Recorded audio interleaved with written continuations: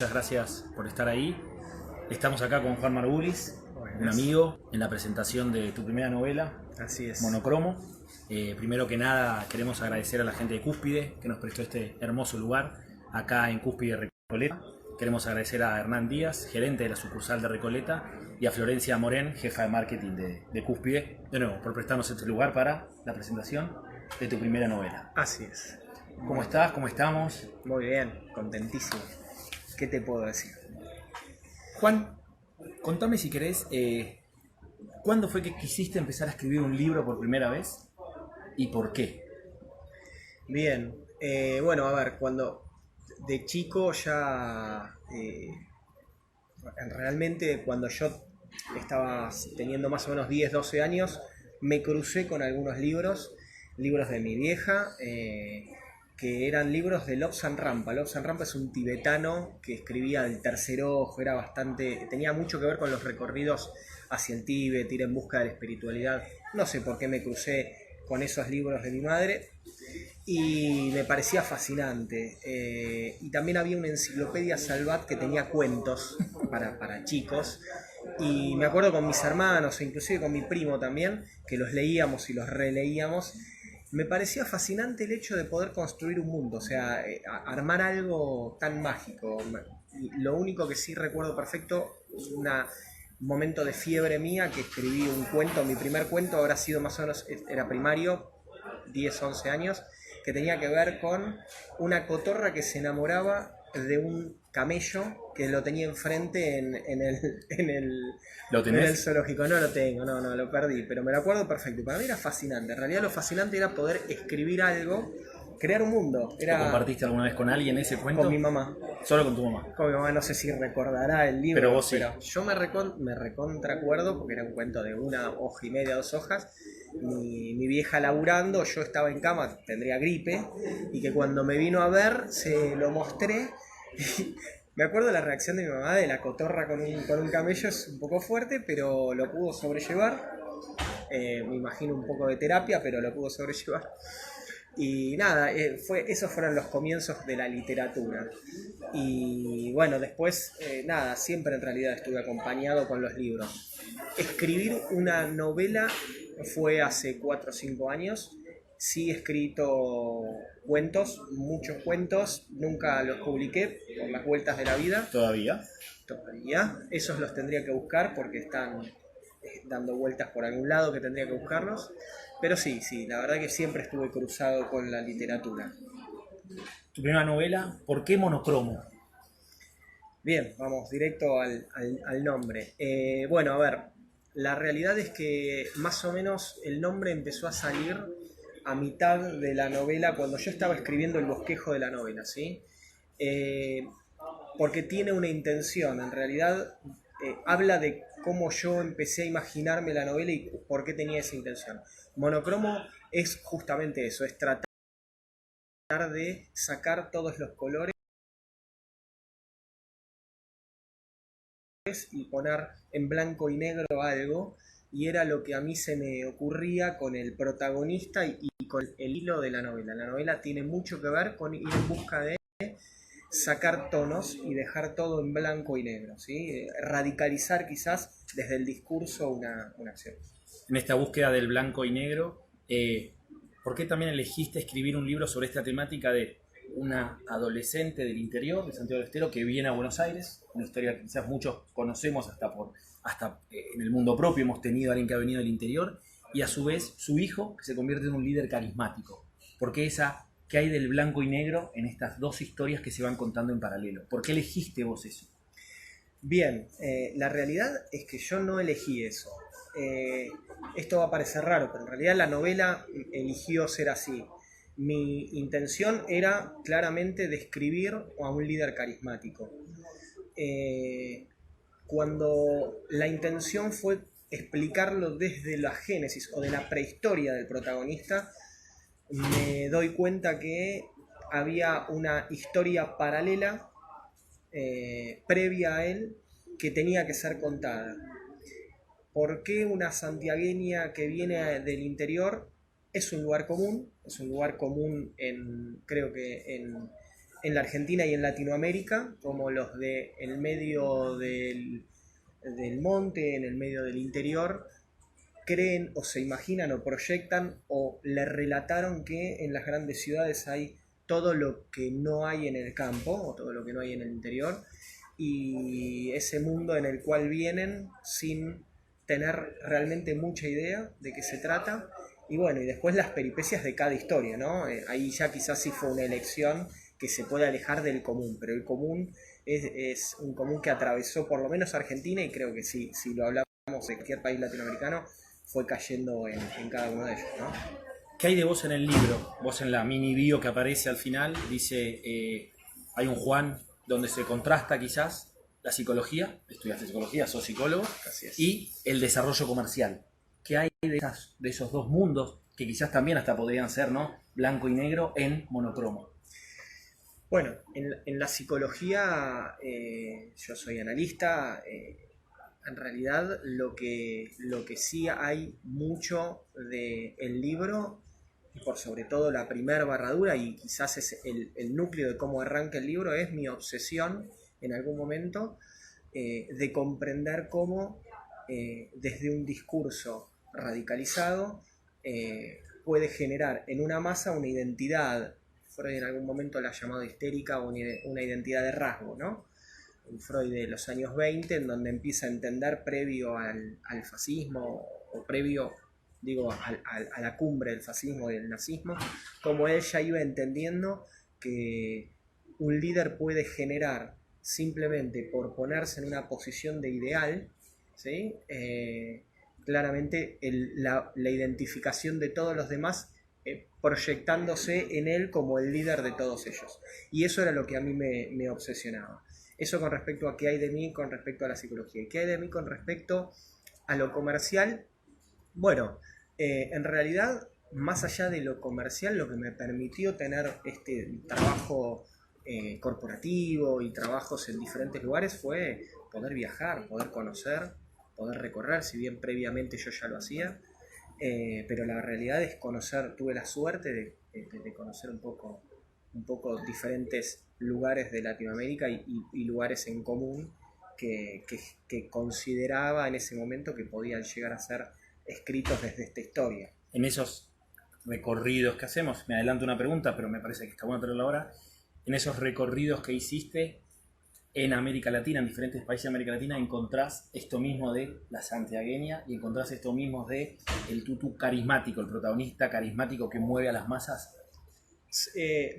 A la santiagueña definitivamente. Creo que en cualquier país de Latinoamérica te vas un poco al interior de las grandes ciudades, no digo de la capital, inclusive de las grandes ciudades, y lo que encontrás es esa inocencia y esa cosmovisión que está mucho más acercada al campo, al terreno, al vivir lo que la Pachamama te da, y cómo vos te alejás mucho en las grandes ciudades de la madre natura. Y el contraste, ¿no?, entre ese mundo y ese imaginario de la gran ciudad. Totalmente. Yo creo que la mayoría, y esto estoy hablando sin saber porque no conozco las historias de todos, pero sí algunos relatos en donde muchos han venido acá con ese espejito de color contado por un otro que le dijo que había salido tan bien, y que cuando llegan acá no fue tan bien como se lo habían contado.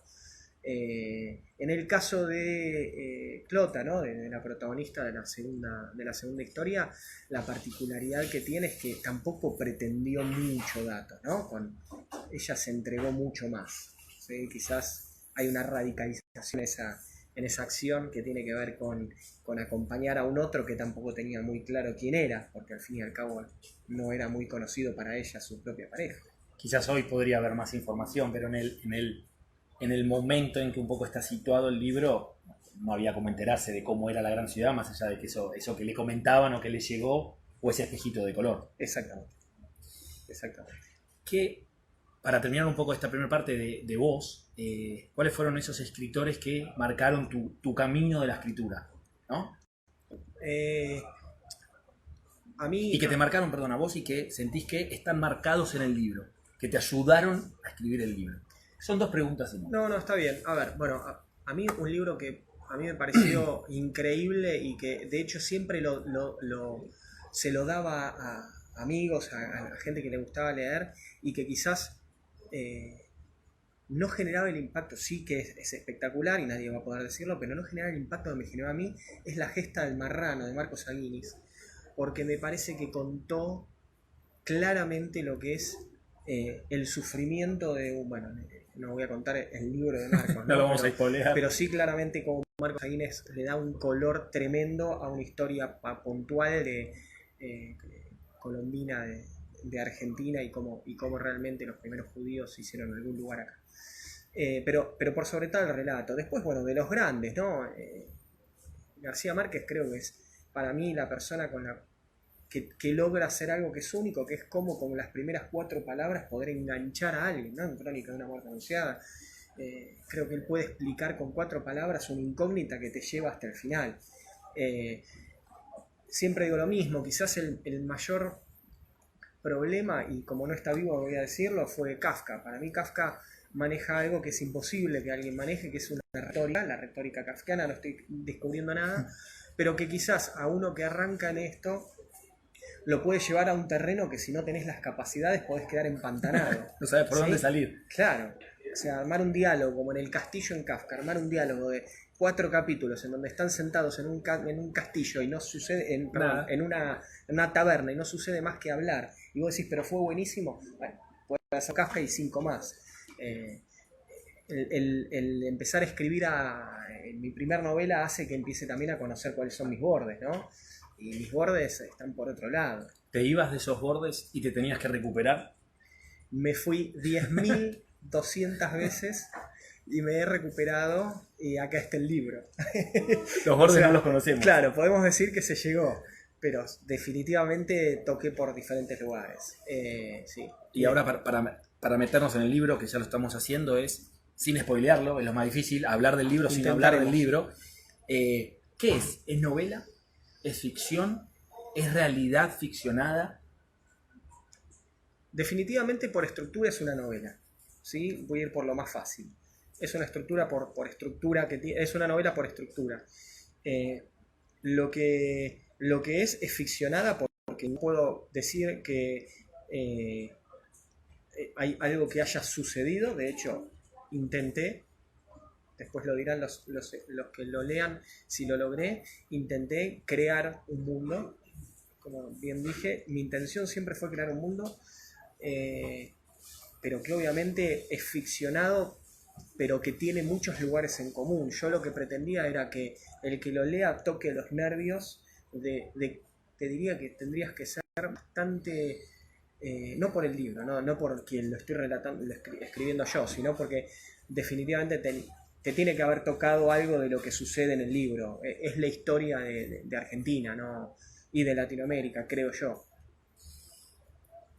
¿Por qué elegiste en el libro? Hay 2 historias que van en paralelo, la historia de Clota, la madre, y la historia de Tutu, y van y vienen, y quizás casi al final se encuentran, y de hecho al principio hasta uno, o por lo menos me pasó a mí, no entiende muy bien, ¿no? No entiende muy bien si son familiares, si no, porque en un principio no se tocan. ¿Por qué elegiste que el libro tenga esa dinámica de un protagonista? Y después, algo dijiste antes, ¿no? De ir a la historia para atrás. Pero ¿por qué al momento de tener el libro, de escribir el libro, decidiste hacer esas 2 historias en paralelo? La primera intención que yo tenía era mostrar que podía haber un caudillo, podía haber un asesino, podía haber una persona antiética, una persona que tenga acciones de mal, teniendo una historia normal, entre comillas. Digo normal desde un lado marginal, porque obviamente él se cría en un lugar marginal, pero mi intención era no mostrar nada que sea hollywoodense en el mundo de Tutu. Y ahí es donde aparece la prehistoria de Tutu, una historia común. Lo que estamos diciendo, ¿no? Lo común en América Latina, que vengan al interior a buscar ese sueño. No es que a Tutu llega a donde llega, no vamos a spoilear absolutamente nada, llega a donde llega porque realmente le sucedió algo puntual. En realidad es una historia. La intención que traté, los lectores después dirán si se logró o no, es mostrar que esto le puede haber pasado a cualquiera. Obviamente, cualquiera con condiciones, situaciones geográficas, socioeconómicas. Pero a veces como la historia, tu propia vida, te va como llevando.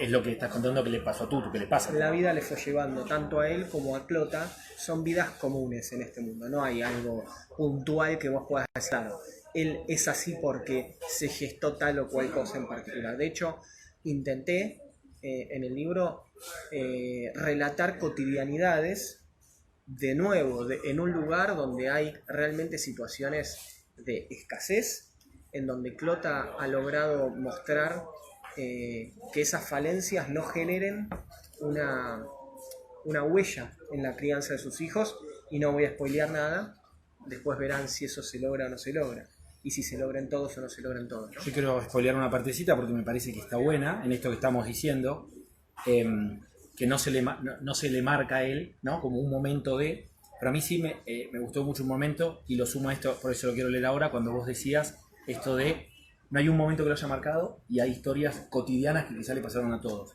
Es cuando Tutu llega al colegio. Dice, ni bien pasó la puerta de entrada del colegio, Tutu se quedó en un rincón observando cómo era ese mundo. No conocía a nadie. Voy pasando, no lo voy a leer todo, por supuesto. Se enfrenta ahí y le dice, ¿qué miras, enano? ¿Querés que te rompa la cara? Lo desafió el otro. Básicamente le dieron.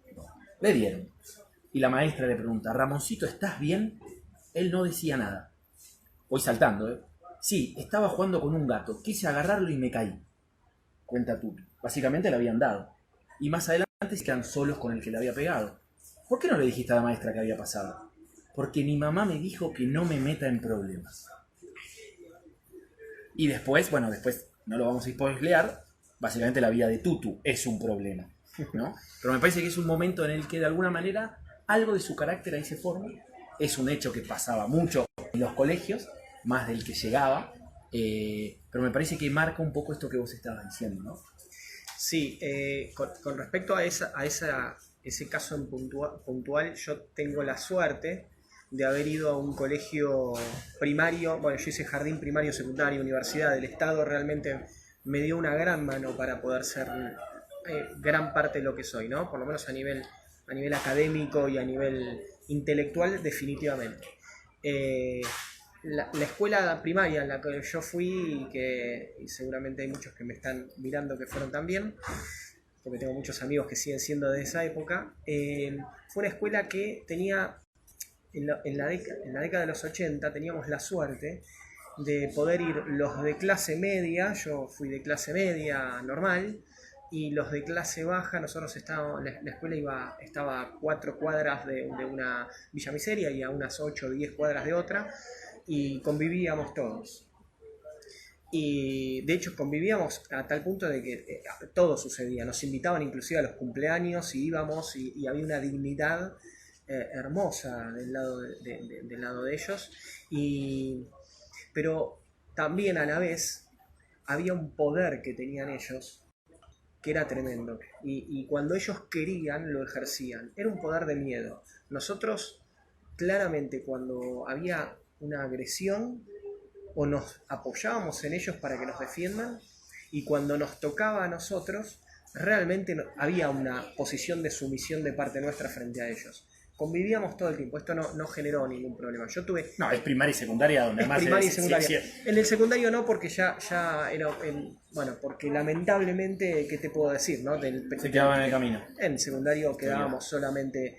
la escuela es pública, pero seguimos siendo solamente los de clase media y alta que vamos a la universidad. Entonces eso sigue siendo una realidad, digo. En el primario sí, lo vivimos. Y lo pude... Tiene mucho que ver que eso. Me parece que es un momento que describe eso, exacto. El patio es un patio común de una escuela estatal de la provincia de Buenos Aires. Entonces tenés que ganar el respeto. Hay que ganarse un lugar ahí, hay que ganarse un lugar, inclusive entre ellos.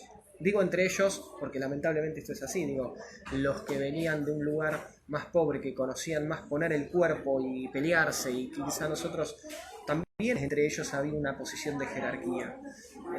Es lo que me permitió conocer un poco más los lugares, las villas miserias o barrios carenciados, en donde pude conocerlos por eso y por trabajos también, y por abordarlo en algunas fundaciones. Pero hay una posición clara de verticalidad Y para terminar esta parte, termina el diálogo entre ellos, que le dice, mi nombre es Walter Parra. Tutu, dijo a secas sin poder moverse. Bueno, Tutu, de ahora en adelante, si te pasa algo dentro de la escuela me avisás. Yo o cualquiera de mis hermanos te vamos a defender. Somos los patrones de la escuela. Esto que vos estás diciendo. Nosotros teníamos, y con mis amigos, de nuevo, si están ahí se van a estar riendo, nosotros teníamos patrones en la primaria. No voy a decir el apellido porque no va a quedar bien, pero se van a reír mucho, en donde claramente era un clan, y ese clan tenía un poder total frente a todos los demás. Los que estábamos cerca y éramos amigos de ellos, la pasábamos mejor, y otros no tanto. Estamos hablando de la primaria, tampoco nada pasó grave, y no puedo decir absolutamente más que había una posición de verticalidad en mi colegio, y había una idea clara de quién tenía el poder y quién no, y no había que explicar mucho. Nadie tenía que explicar, te diría, no casi había explicaciones. nada. El propio camino te iba marcando. Esto era así. Y a veces te movías bien, y cuando te movías mal te lo hacían saber. Volvías a tus bordes. A mí me lo hicieron saber una vez y lo recuerdo hasta el día de hoy. Juan, yo te lo remarqué cuando iba leyendo el libro. A mí me gusta mucho García Márquez, me gusta mucho Isabel Allende, escritores que hacen de la descripción quizás un libro, ¿no? Y yo creo que vos, eso en el libro se ve reflejado. Veo muchos momentos en donde la descripción de muchas o pocas páginas, a veces con más palabras o con menos palabras, es perfecta, me lleva a ese lugar. ¿De dónde te viene esa capacidad descriptiva? ¿Buscaste esa capacidad descriptiva? ¿Te salía fácil hacer esa capacidad descriptiva de esos momentos? Sí, a ver, la estructura y la pretensión desde el principio fue que esto tenga mucho desde... es mirarlo desde una posición de una cámara. Entonces, cada vez que había un paso había un relato. De hecho, la correctora, a la cual le mando un beso, Jimena, hemos trabajado muchísimo para achicarlo. Yo lo he hecho más largo. Las descripciones. Más largas las descripciones, y las empezamos a achicar. Pero la intención claramente tenía que ver con ir relatando momentos, y en esos momentos la pretensión fue que el lector pueda ir sintiéndose en el recorrido de lugares, y hasta oler, y hasta sentir el calor, y hasta sentir el frío. Bueno, después se verá si se logra o no, ¿no? La intención estuvo ahí, definitivamente. Sin spoilear de nuevo, ¿cuál es la descripción que después de leerlo varias veces, seguramente el libro lo leíste varias veces? No más de 1000, ¿eh? ¿Cuál es la descripción que más te gusta del libro? No quiero spoilear. La descripción que la más descripción, me gusta... no el momento de tensión o no el... No. Descripción. Creo que cuando la pareja llega a Buenos Aires. No quiero spoilear. Creo que cuando la pareja llega a Buenos Aires, y ¿puedo sumar una más? ¿Me dejas? Dale, 2. La caminata de Tutu y Clota hacia un lugar, no quiero spoilear, hacia un lugar, la subida del tren, el recorrido de Tutu chico y Clota, y todo ese recorrido son los dos relatos como relatos. Podría contarte algunos más, ¿sí? A mí me gusta mucho el de cuando llegan, porque además son en 2 capítulos distintos. Es una llegada larga y muy bien descriptiva. Es una llegada a Santiago y después otra llegada a... Déjame no spoilearla, pero un poquito porque me gusta. Ni una palabra, ni una mirada hubo entre Clota y su flacucho pretendiente durante las más de 20 horas que separaban Santiago de la capital. No hacía falta que Melchor tratara de mejorar la relación. Además, se la pasó eructando y durmiendo, echado contra la ventanilla, sin siquiera darse cuenta de la existencia de esa pobre chica. Y paso. La parejita santiagueña comenzó a caminar de la acción bordeando las vías del ferrocarril. Por primera vez caminaron de la mano. Sintieron que solo estaban ellos dos en ese mundo desconocido. Ese momento en que le agarra la mano y pareciera que se tocaron por primera vez. Es una descripción de una frase tan corta, pero que explica hasta la edad de Clota, digamos, ¿no? O por lo menos a eso me llevó a mí. Sí, hay una... bueno, si se llegó eso era lo que pretendía. En realidad lo que pretendía era esa búsqueda de encontrar a un otro, por lo menos en esa soledad y en ese desconocido. Y quedarse la mano los unía. Y quedarse la mano los unía, ¿sí? Sí, totalmente. Esa fue la intención. El resguardo simplemente del contacto con el conocido, tampoco tan conocido. Cuando yo era chico, yo era muy miedoso, tenía mucho miedo a entrar a lugares que no sean conocidos para mí, ¿sí? Te estoy hablando chico. 15, 16 años.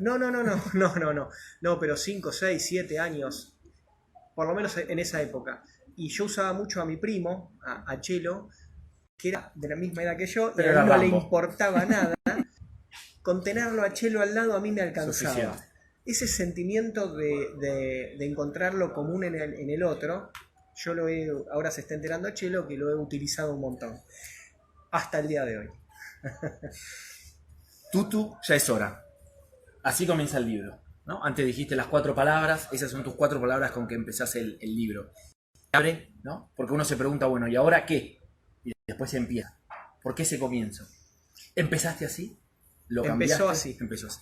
Eso te puedo decir que no lo modifiqué desde el primer minuto que empecé a escribir esto en una cafetería y dije, bueno, es el momento de ver qué onda. La realidad es que arranqué pensando que iba a escribir un cuento, pero duró 3 páginas, ¿eh? Después dije, esto da para mucho más. Clota aparece después. ¿Por qué arranco así? Porque me parece una escena en estas intenciones de comprender que lo más lindo pasa por estar cerca del lector desde la primera palabra. Creo que esa es una escena clara, ¿no? Quizás no las 3 primeras, pero sí que baje el mentón, que respire profundo, el torbellino de ideas, el miedo, la transpiración, ¿no? Creo que lo que hace es generar una incógnita en el lector que hace que arranque, ¿no? La primera rueda. Genera, como lector por lo menos, te genera tensión. Decís, yo soy una persona... Este hombre no la está pasando bien, algo le va a pasar. Tal cual, yo soy una persona ansiosa. O por momentos soy ansioso y me gusta leer mucho y me gusta cuando no es demasiado extensa la introducción. Me pasa que después los libros son espectaculares, pero dije, pará, porque tuve que sumergirme. Primero el beso y después hablamos. Claro, tuve que estar en el fango durante 3, 4 capítulos hasta entender que realmente esto está bueno. Bueno, a mí me daba un poco de ansiedad y lo pensé desde un lado muy cinematográfico. La intención era muy cinematográfica. Bueno, a ver, arrancamos con una imagen, porque no son palabras, es una imagen. De nuevo, es mi intención. Después el lector dirá, flaco, eso, no, eso no me pasó. Bueno, pero ya es esperemos problema que del otro. sí, ya es problema del otro. ¿Los nombres tienen algún significado? ¿Tienen alguna búsqueda? ¿Tuvieron alguna búsqueda? ¿Surgieron? Porque le estás poniendo nombre y apellido a tu mundo. Ahora lo pones. No. Yo tengo un amigo de la primaria que se llama Pacho, no sé si. Él vive en Chile, no sé si se enteró que escribí el libro y demás. Pero el nombre Pacho es muy pegadizo. Muy pegadizo. A mí me gustaba algo corto y que sea un apodo. Y me surgió Tutu, desde el primer momento me surgió Tutu y que sea una persona que viene de lo sindical y que sea muy simple, tenía que ser algo muy simple. Y Clota surgió solito. También he recorrido y he vivido en el noroeste argentino, el hermoso noroeste argentino, y esos nombres sencillos, y creo que Clota habla de la simpleza de Clota. El nombre va con ella. Ahora ya lo siento así. Ahora ya queda. Esa es la santiagueña. ¿Qué hay de política y de partidario en el libro? Porque es un libro que habla de movimiento de masas, Totalmente. de tierras nativas, de movimientos y tensiones en comisarías, de vidas dentro de villas o lugares, digamos, humildes, de movimientos. ¿Qué hay de política y de partidario? Bien, perfecto. Bueno, a ver, de política todo. De política vamos muy... claramente va por ese lado. Es un libro con una carga sociopolítica, histórico-sociopolítica, podríamos decirle, que barra a Latinoamérica, o por lo menos, de nuevo, siempre estoy hablando de intenciones, pero en esto me siento seguro, Clau. Yo te puedo decir que eso sucede. Sucede porque lo viví. Sucede porque creo que lo vivimos todos. Pero definitivamente es apartidario, porque no tiene nada que ver con nadie de los que... De los presidentes o de los partidos, pero tiene que ver con todos ellos. Uno no le puede poner un nombre. No tiene que ver ni con nadie, no tiene que ver con nadie, pero tiene que ver con todos. Esto es una decadencia regional de siglo, y habríamos que definir cuándo cortarlo y que cada uno lo corte donde quiera, pero definitivamente tiene una decadencia en donde las masas más pobres son cada vez más pobres y en donde las masas más ricas son cada vez más ricas. No estoy diciendo con esto nada político y nadie me va a poder decir que eso no es así. Lo que sí me obsesiona desde hace mucho tiempo es entender qué pasa con las generaciones que van acostumbrándose, en este caso hablé de las de más abajo, pero que empiezan a acostumbrarse a esa situación y empiezan a creer que esa es la realidad, y que no hay ninguna modificación sobre ella, ¿sí? Pero acá en Argentina se le puso un nombre, ¿no? La grieta. Pero Bueno, que en realidad es una grieta, por lo que vos estás contando, esto que viajaste a América Latina y en el libro se ve, es, digamos, es partidaria, es totalmente histórica y es cultural de América Latina. La grieta es una manipulación discursiva para sostenerse en un poder. No quiero entrar tampoco en eso, porque estamos hablando de una novela, pero todos los que se mantuvieron en un poder, primero tuvieron que mantener Y a un Tutu lo dragón usa, a perdón, quien estamos hablando de esto matar. porque Tutu lo... Y Tutu lo toma como manipula de punta a punta. Claro, y sabe cómo hacerlo, sin haberlo aprendido.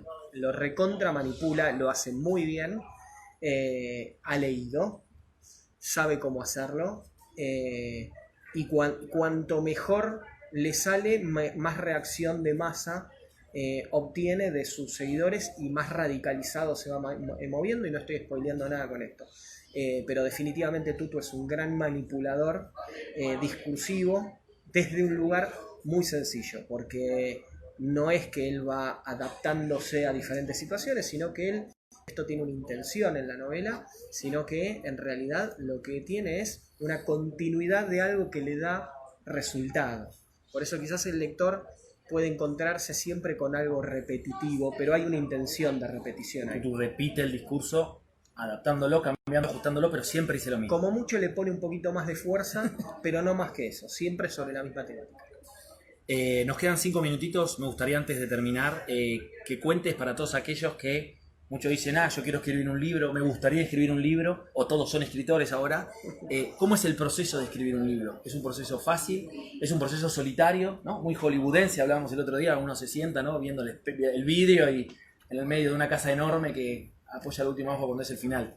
¿Cómo viviste vos el proceso de escribir un libro, alentando a aquellos que quieren hacerlo de que lo hagan? ¿O no? Hablo de novela y hablo de la primera experiencia. O sea, podemos decir que mi N es chico. Bueno, es uno. Pero es más que el de muchos. Bien. Sí, a ver. Escribir la novela tiene la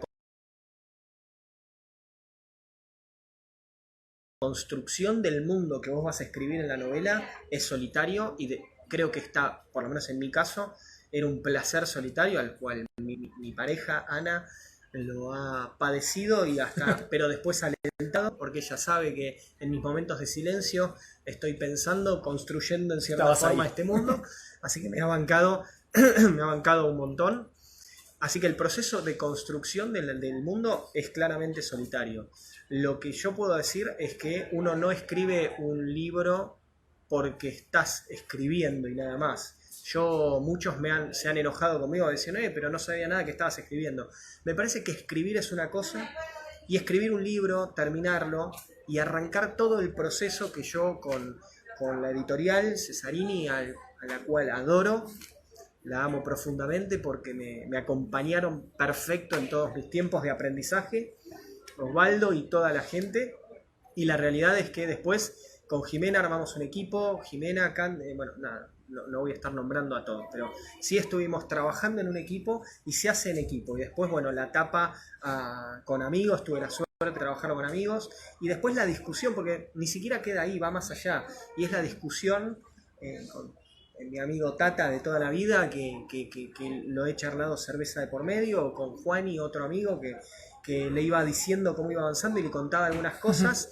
Y bueno, esa es una construcción en la cual se hace en común, o sea, no es solo mío. Y después lo que yo creo y lo sigo creyendo es que una vez que el libro está, es de cada uno de los que lo leen. Todo el tiempo hablaste de intenciones. Yo intenté describirlo y que te llegue, yo intenté crear este mundo, yo intenté crear ese personaje.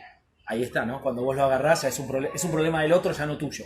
Ahora ya es un problema del otro. Hace poco un amigo lo estaba leyendo y me contaba cómo se imaginaba uno de los, no protagonistas, sino paralelo, y era totalmente distinto al mío, pero yo ya lo hablaba como diciendo, no, para mí es de tal forma. No, nunca le dije, no, es así, porque en realidad ahí ya deja de ser mío, empieza a ser de cada uno. Y eso es lo lindo, eso es el poder que uno tiene en escribir, y ya es un vicio.